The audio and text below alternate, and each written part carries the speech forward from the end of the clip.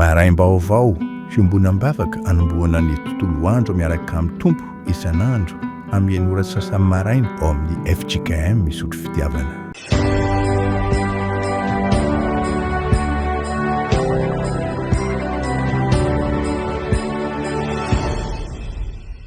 Ampitombona ho anareo ny ry havana ny fahasoavana mba ampiadanana avy amin'Andriamanitra ray sy Jesosy Kristy tompontsika.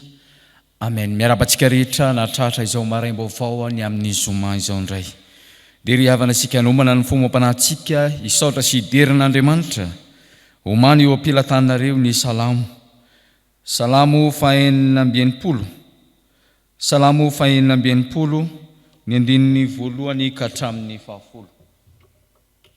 Salamo fahenina amby enimpolo ny andininy voalohany ka hatramin'ny fahafito. Rehefa hita ny salamo iarahantsika mamaky eo am-pitsanganana izany amin'ny anaran'i Jesosy.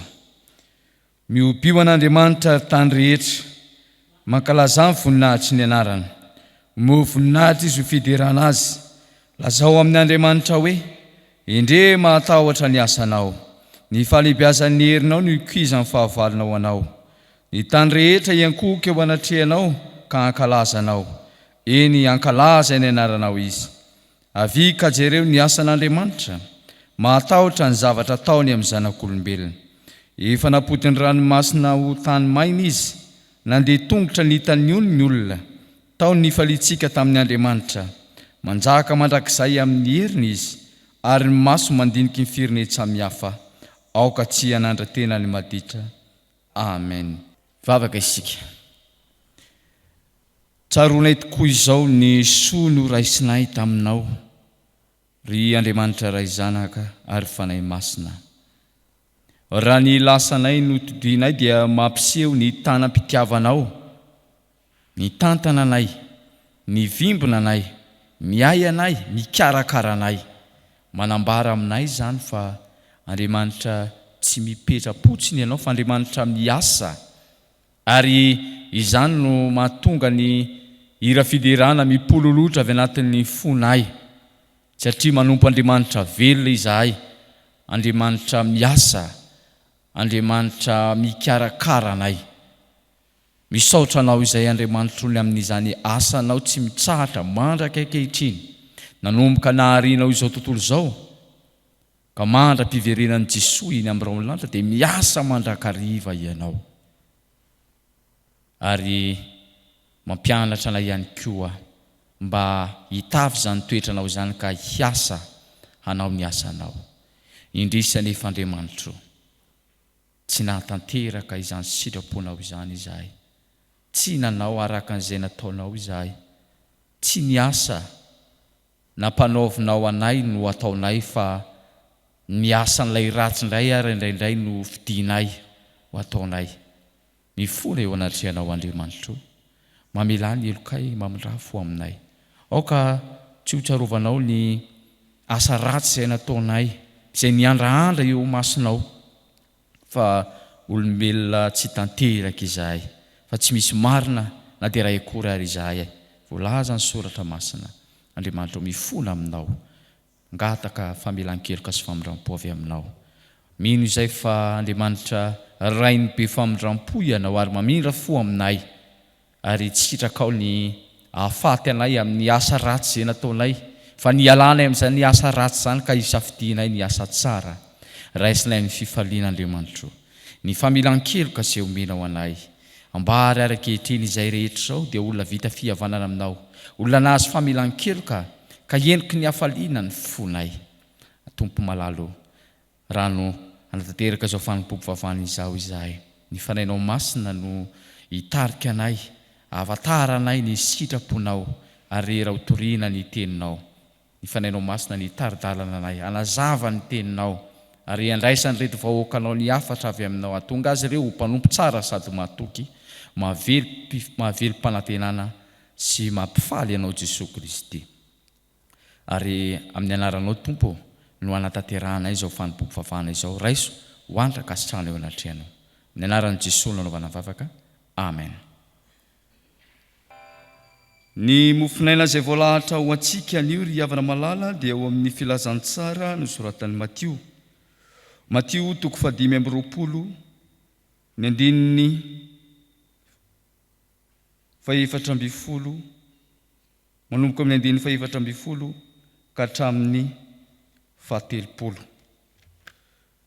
Filazantsara Matio 5:20, manomboka amin'ny andininy 4:20 ka hatramin'ny 7:30.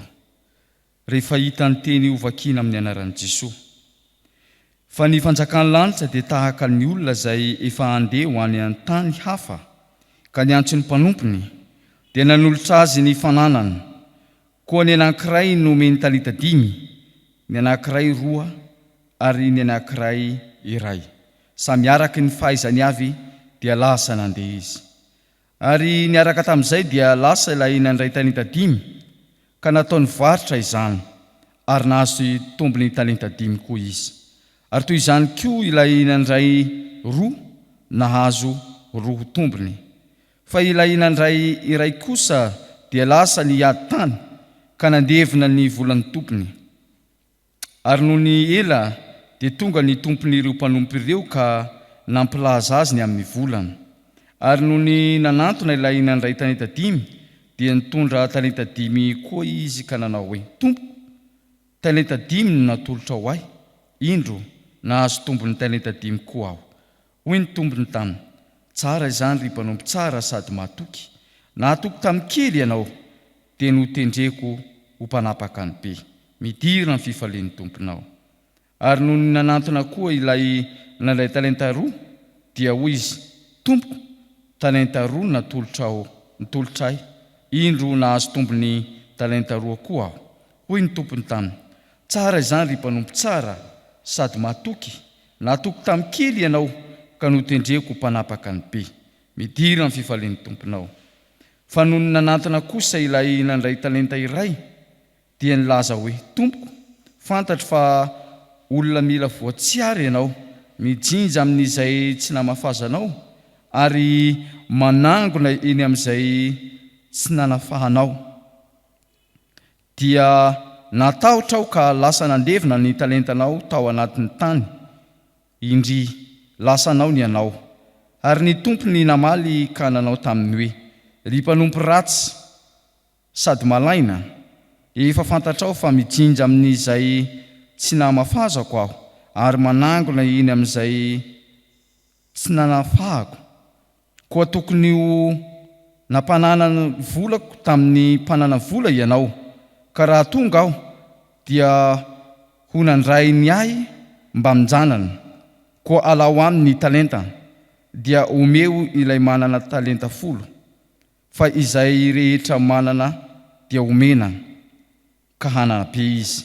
Fa izay tsy manana kosa, na dia izay ananany aza dia alainy aminy. Ary ario any amin'ny maizina any ivelan'ny mpanompo tsy mahasoa, fa any no isy ny fitomaniana sy ny fikotsianify. Amen. Ray masonao manamasinana amin'ny fahamarinana, ny teninao ny fahamarinana. Amen. Ry havana malala rehetra amin'ny tompo amin'ny fanainareo ane ny fahasoavany Jesosy Kristy tompontsika. Amen. Mandinika hatrantsika ny loha hevitra manao hoe mahatoky amin'ny asany ny mpino. Ny filazantsara ny Matio 5:20, ny andininy 4:20 ka hatramin'ny 7:30 no akatsika hafatra avy amin'Andriamanitra amin'ity anio ity. Fanoharana no entin'i Jesosy mampianatra, ary izany hatrany no fomba entin'i Jesosy mampita-kafatra amin'ny alalan'ny fampianarany dia fampiasany ireo teny fanoharana. Eto dia mampianatra momba ny fanjakan'ny lanitra Jesosy, ary izany indrindra no mampiavaka ny filazantsara Matio dia ny fampiasany izany voambolana hoe fanjakan'ny lanitra izany. Matio zany tsy dia mampiasa ny teny hoe fanjakan'Andriamanitra. Amin'ny maha-jiosy azy dia fanjakan'ny lanitra no ampiasainy, satria fantany fa mahatahotra zany manolona nanaran'Andriamanitra zany. Ka izany mahatonga ny Matio mampiasa n'ilay voambolana hoe fanjakan'ny lanitra. Ary Matio raha teo fantatsika fa jiosy mahafantatra tsara ny lalàny jiosy izy ary mahafantatra tsara ny fombafomba fivavahany jiosy sy ireo vola zay ampiasaina eo amin'ny fiarahamonina jiosy ka izany no entiny Jesoa mampianatra manao fanoharana momba ny fanjakany lanitra ary mampiasa ilay talenta Jesoa eto. Ilay talenta eto dia tsy ilay araky ny talenta fahalalantsika azy, fahafantarantsika azy, talenta fanomezam-pahasoavana ny men'Andriamanitra, fa resaka valeur monétaire no tiany Jesoa ho ampitaina eto. Izany hoe ny lanjan'ny lelam-bola fananana, izany no ampiasain'ny Jesoa eto. Ary milaza Jesoa fa ny fanjakany lanitra dia tahaka ny lehilahy mandeha ho any an-tany-kafa. Ary rehefa mandeha ho any an-tany-kafa ity tompony ity dia manana mpanompo izy ary mizara izany fananana zany ho an'ireo mpanompon'ireo ka nanome azy ireo ny talenta. Olona 3 no voalazan'i Jesoa ao anatin'ny fanoharana.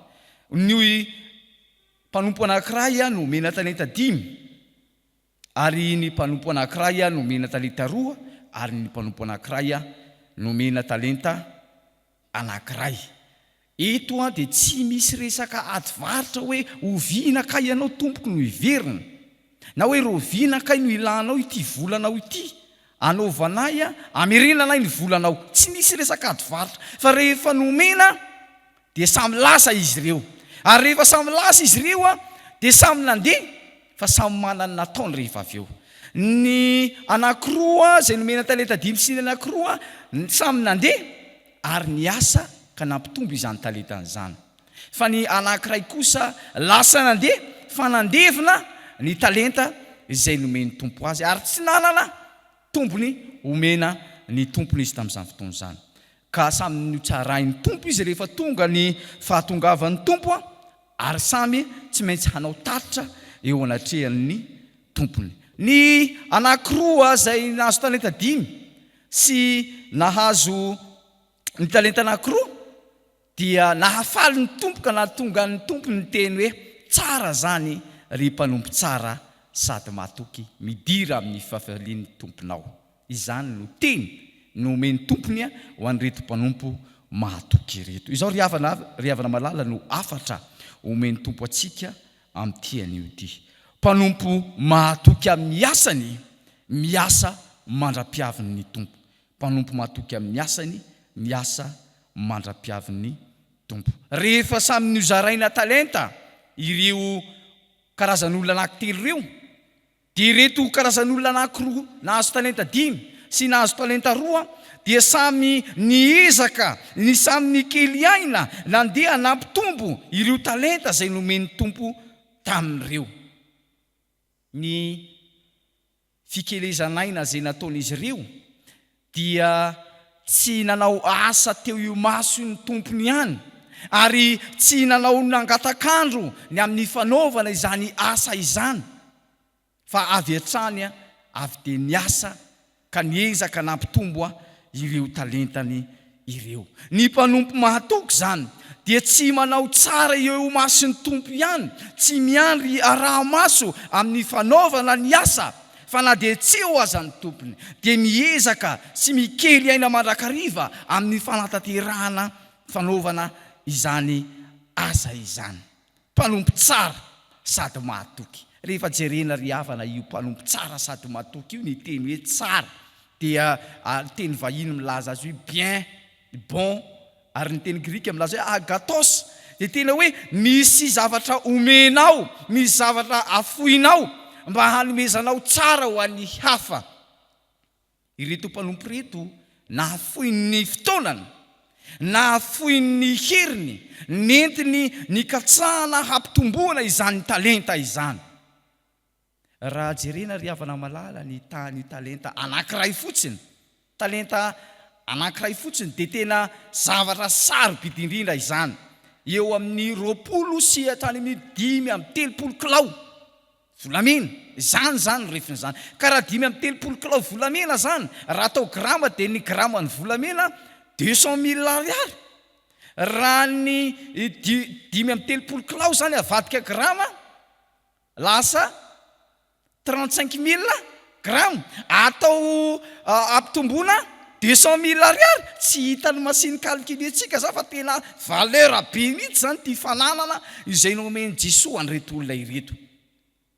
Tena mpanompo mahatoky sy mpanompo tsara dia niezaka nampitombony izay teo ampelantanana izy, niezaka nampitombo izay teo ampelantanana. Ary Andriamanitra zay vavantsika ry havana malala dia Andriamanitra indry manome araka ny fahaizany. Izany ny voalaza eo amin'ny 5:5 tapany farany, samy araka izay fahaizany avy no nanomezany Tompo. Zany hoe mifanaraka amin'ny fahafahana sy hery sy fahalalana ananan'ny olona, ny fahasoavana sy ny talenta zay omeny n'Andriamanitra ny olona tsirairay avy.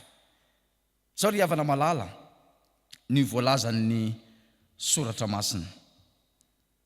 Isika tsy maintsy manao ny asan'izay naniraka raha mbola atoandro, fa avy ny alina ka tsy mahazo miasa ny olona. Amen. Filazantsara ny Jaona 7:7. Lay Andriamanitra zay vavatsika sy tompontsika dia Andriamanitra miasa izy, Andriamanitra tsy mipetrapotsiny izy, fa Andriamanitra mikarakara, Andriamanitra miay, Andriamanitra momba sy mitantana ny fiainany zanak'olombelona sy ny zavaboariny rehetra. Andriamanitra no miasa, ary zany mampiavaka ilay Andriamanitra izay vavatsika. Ary mampianatra ny olona iasa ihany koa Andriamanitra, fa tsy mampianatra ny olona ho zatra toloram-potsiny. Mampianatra ny olona iasa ihany koa Andriamanitra, fa tsy mampianatra ny olona ho zatra toloram-potsiny. Ilay Jesosy Kristy koa ry havana malala dia feno fahatanterana tao aminy, izany hoe fanaovana ny asan'Andriamanitra zany. Jesosy dia milaza, ny raiko miasa ary izao koa miasa mandraka ankehitriny. Jesosy rehefa tonga teto amin'izao 3 taona monja, nanaovan'i Jesosy Kristy ny asa mpamonjena teto amin'izao tontolo izao. Asa be ny nataon'i Jesosy tamin'ny fanatanterana ny asa zay naneran'ny Tompo azy. Be dia be ny asa vitan'i Jesosy, be dia be ny toerana ny teteziny Jesosy tamin'ny fitoriana, ny filazantsara, fanaovana ny asan'Andriamanitra izay sarobidy indrindra. Eto ny talenta raha jerena amin'ny hevim-panahy dia ny finoana no tiana lazaina an'izany, ny filazantsara no tiana lazaina an'izay. Ilay loharano ny finoana, ilay tenin'i Jesosy Kristy, ilay mahatonga mampitombo ny finoantsika. Ry havana malala rehetra ao amin'ny Tompo, isika rehetra zao dia irain'i Jesosy, nomeny Jesosy ny fananany ho tantantsika. Isika ve dia ho mpanompo tsara sady matoky, olona mendrika itokisana, olona azo ianteherana, tsy mandisy fanantenana ny Jesosy amin'izany fanaovana ny asa zany, fa tena mpanompo tsara, miasa amin'ny fo, tsy mangatakandro, tsy manao apitsopitso lava, tsy hoe miasa eo masin'ny Tompo ihany, hoe rehefa eo pastera vao ataoko tsara ty, iny pastera mody mikropaka daholo manao ny asany tsara, fa rehefa tsy eo pastera aloha akakaina kely aloha. Ry havana tsika ne tsy mpanao police voleur, tsy police voleur tsika, ka hoe ifanaramaso eto tadidio mandrakariva. Fa lay Tompo Andriamanitsika mahita ny ataotsika, tsy mijery hoe ho tsara eo masin'ny mpitandrina isika, tsy mijery eo masin'ny olona isika vao hanao asa tsara, fa tadidio. Fa isika ny fironana tao amin'i Jesosy Kristy mba hanao asa tsara, ny antony namoronan'i Jesosy anao, ny antony mahatonga anao ho tonga eto amin'izao tontolo izao, ny hanaovanao ny asan'Andriamanitra. Ary tsy hoe mila fanaraha-maso ianao vao manao an'izany, fa manaraka tsara ny fanaovana ny asan'Andriamanitra. Misy rangahy anankiray tena manana faikefa amin'izany fitondrana tao amin'ny bily zany izy, ary ny asany dia inony? Le mpampanao école, zay ny asany, manana école izy. Dia indray mandeha misy toerana anankiray tahaka io fiakarana Ambatovinaka, io moa ny lalako matetika isan'andro. Dia io Ambatovinaka io sens unique, zany hoe midina ihany no azo atao, fa miakatra raha tsy azo atao. Ka eo nefa ny lalana aingana indrindra atongavana iny Andohalo, fa rehefa miodina avy aty amin'ny hôtel urbain ianao mbola miodina lavitra be. Dia maika be ty rangahy ty, fa eo matetika misy polisy mba tonga an'io lanaty dia misy plaky eo famantarana hoe sens unique ity, misy plaky eo dia tonga teo le rangahy tsy hay tompony mpanao école maika be nify izy dia hoe toditodika izy jereny tsy mahita polisy dia izy aleo rangahy tonga dia anapaketo fa eto ny aingana indrindra ka eo amin'ny toerana eo misy mpivarotra mofo sy kafe fa vao niakatra ilay tompony mpanao école nipoitra avy tao amin'ny fisotroana kafe tao ilay polisy dia nadrano ilay polisy izy dia hoy ilay polisy hoe ono rangahy ty nga tsy fantatra fa sens unique ty dia hoy ilay tompony mpanao école fantatry tompo mo tsy hitanao va io plaky misoratra io manambara fa sens hitako io plaky io fa ianao no tsy hitako. Tatsika amin'izany ry havana malala fantany tsara ny asa tokony ho ataony ny amin'ny fanaran-dalàna fa tsy nataony izany satria tsy teo ilay mpanara-maso fa raha teo ilay mpanara-maso narahiny soma tsara ilay lalana tokony ho arahana. Indraindray ny ry havana dia tahaka izany no ataon'ny kristianina amin'ny fanaovana ny asan'Andriamanitra. Ny asa mpanaovin'Andriamanitra azy tsy ataony fa ny asa tsy ampanaovin'Andriamanitra azy izay indray no lalana izorany sy ataony. Ry havana malala dia mbola manana fotoana isika anaovana ny asan'Andriamanitra, tanteraho izany, araroty ny fotoana izay omeny tompo anao, ilofosanao, ikelezanao aina amin'ny fanaovana ny asan'Andriamanitra mba ianao ilay anisan'ny tenenan'i Jesosy hoe tsara ny mpanompo tsara sady mahatoky midira amin'ny fifalian'ny tomponao. Misy tombontsoany lehibe ny fanaovantsika ny asan'Andriamanitra amin'ny fo dia ny fidirantsika ao amin'ny fanjakan'Andriamanitra. Izany ny tombony lehibe amin'izany rehetra izany. Ny mpanompo tsara, ny mpanompo mahatoky amin'ny asany manao ny tatitra ara-potoana izy. Izay indray ny faharoa. Ny mpanompo tsara sady mahatoky manao ny tatitra ara-potoana izy. Rehefa tonga ny tompony, ny tompo tsy niteny hoe amin'izaoamiverina fa reto mpanompo reto dia ny kely aina fatratra mandritsy ny fotoana nandihanany tompony ka mandra-piverina. Kanika rehefa tonga ny tompony mitaky ny volany sy ny fanalana efa vonona ara-potoana ireto mpanompo tsara anankiroa ireto. Izay nahazo talenta 10 nampitombo 10 izany hoe 100 isan-jato. Ilay nahazo talenta 2 nahazo ny tombo anankiroa 100 isan-jato ny tombo ny azony ireto mpanompo reto ka mahavelo mpanantenana ilay tompony. Eto rehefa tonga ny tompony dia nanontany ary nanao tatitra avy hatrany ireto mpanompo reto 5 nomenao indro meko anao ny 5 fa nahazo ny tombony 5 tonga koa ny anankiroa 2 nomenao indro ny 2 nahazo ny tombo anankiroa. Ohatra ny azo azy tsika an-tsaina raha hoe milahatra tahaka an'izany ny fitsaran'ny tompony. Nandeha ny 5 nahazo tombony 5, nandeha ny 2 nahazo tombony 2. Azo azy tsika an-tsaina fa mihaokaotra sy matahotra ary izany mihitsy voalazana ity mpanompo anankiray izay tsy manan-katolotra afa-tsy ilay nomeny tompo tamin'ity. Ry havana malala izao voalazan'ny Soratra Masina fa isika rehetra dia samy tsy maintsy ho hita toetra miariary eo amin'ny fitsaran'i Kristy mba handraisan'ny olona rehetra izay zavatra nataony tenany araka izay nataony na tsara na ratsy. Korinthiana voalohany 10:10. Tsy maintsy hiasika fitsaran'Andriamanitra ny olona rehetra. Andriamanitra ny tsara ny olona araka ny nataony na tsara na ratsy. Ry havana malala isika ve efa vonona anao tatitra ara-potoana amin'izany fitsaran'Andriamanitra izany ka manan-kavaly ve isika ny amin'ny nampitomboantsika ny fanomezana izay nomen'Andriamanitra antsika, ny finoana izay nomen'Andriamanitra antsika efa nitombo ve ny finoana ao anatinao ao sa ilay nanomboka tamin'ny fandraisana fanasan'ny tompo iny ihany dia mbola tsy nitombo fa iny ihany mbola ho takiany tompo amintsika izany, ho tsarainy tompo isika amin'izany rehetra izany. Koa mety izy mikeleza hainy amin'ny fanaovana ny asan'Andriamanitra fa mbola hiatrika ny fitsaran'Andriamanitra isika. Ry havana malala izao ny hafatra omeny tompo antsika tamin'ity an'ity. Ny mpanompo tsara, ny mpanompo mahatoky amin'ny asany miasa mandra-piavin'ny tompo izy. Tsy miandry fanaraha-maso izy, tsy tsara io maso fotsiny izy, tsy mangatakandro lava izy fa rarotiny zany fotoana zay omeny tompo anazy zany ampitombony ireo fanomezam-pahasoavana ny finoana zay ao anatiny anapariany ny filazantsara eo anivon'ny fiarahamonina misy azy ny mpanompo mahatoky amin'ny asany manao tatotra ara-potoana izy vonona mandrakariva izy raha tonga ny fitsarany Jesosy Kristy ary manatena ahiditra ao amin'izany fanjakany lanitra sy handray valim-pitia avy amin'Andriamanitra. Ho an'Andriamanitra ny voninahitra fa ny tenin'i Jesosy Kristy nitoetrapetraka ao anatsika. Amen. Vavaka isika. Jesosy misaotra ny amin'ny teny izay nomena ho anay tamin'ity anio ity.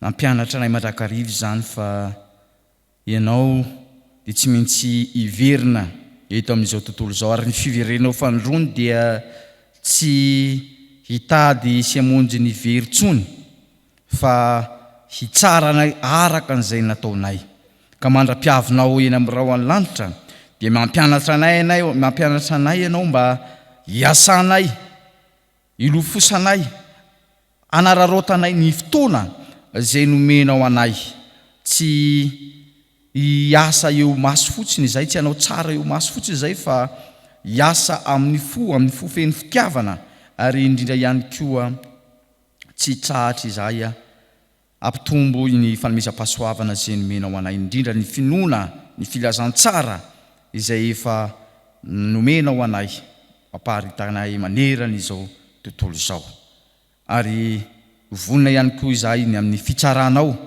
ka tsy atahotra ny amin'ny atrika izany fitsarana izany satria manan-katolotra manan-kambara ary manatena ny hidiranay ao amin'ny fanjakanao.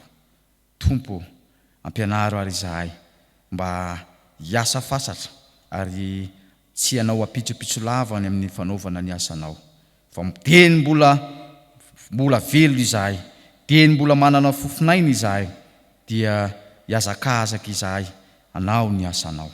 Ndreto tompo ny mpanomponao izay nandreza ny teninao izany ampitoera ao anatin'ny teninao ny fanainao masina ny tahiry izany teny izany ka tonga azy tsy miandriandry fa avy hatrany dia hitory ny filazantsaranao ary ho mpanompo tsara sady mahatoky homendry pitokisana sy mendrika atokisana sy anteherana. Tompo hiatrika ny tontolon'andro indray ary ireto vahoaka anao reto ny fanainao masina no irinay sy angatahanay hitaridalana azy ireo amin'ny asa rehetra izay ataony hikatrany manjakariva ny sitraponao ary ianao ny tasy hanambina azy amin'izay rehetra ataony raha misy ny azony tsy fahasalamana ny tananao mahery hikasika azy anome azy ireo fahasalamana hery sy tanjaka. Tompo raina eo apetraka ampelantananao ary ny tontolon'andro izay ho diavinay amin'ity anio ity tianay tompo manakambana izany vavaka izany vavaka nampianarinao anay manao hoe rainay izay any an-danitra ho masina ny nanaranao ho tonga ny fanjakanao atao any ny sitraponao ety tany tahaka ny any an-danitra meo anay anio izay anasazo anay ary mamelany irokay tahaka namelanay izy nohika taminay aza mitondra nay amin'ny fakapana manafanay amin'ny ratsy anao ny fanjakana sy ny hery ary ny voninahitra mandrakizay. Amen. Ho tanterahany tompo aminareo any ery havana ny Tsodrano masina manao hoe fandriamanitry ny faharetana sy ny fiononana ane hampiray hevitra anareo araka ny Kristy Jesosy mba ho sainay iray sy vava iray miaranareo mankalaza an'Andriamanitra rain'i Jesosy Kristy tompontsika. Amen.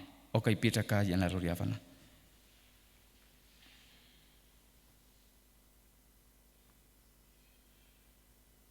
Ho an'Andriamanitra irery an'ny voninahitra amin'ny anaran'ny Ray sy ny Zanaka ary ny Fanahy Masina. Amen.